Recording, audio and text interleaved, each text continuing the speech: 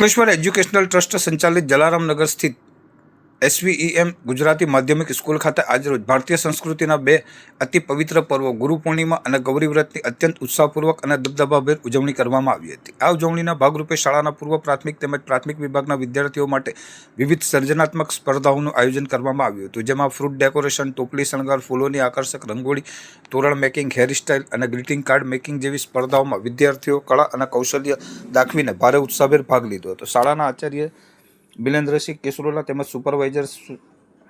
સ્વાતિબેન દીક્ષિતના કુશળ માર્ગદર્શન હેઠળ અને શિક્ષકોના અવિરત સથવારે વિદ્યાર્થીઓએ મનમોહક સાંસ્કૃતિક પ્રસ્તુતિઓ રજૂ કરી હતી, જેમાં ધોરણ 3ની બાળાઓએ ગૌરી વ્રતનું ધાર્મિક મહાત્મ્ય દર્શાવતું ભાવવાહી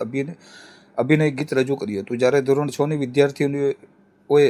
ગુરુ પ્રત્યેની શ્રદ્ધા અને સમર્પણ વ્યક્ત કરતા સુંદર ગુરુ ભક્તિનું અભિનય ગીત રજૂ કરી સૌને મંત્રમુગ્ધ કર્યા હતા। ભારતીય સંસ્કૃતિમાં ગુરુ ગોવિંદ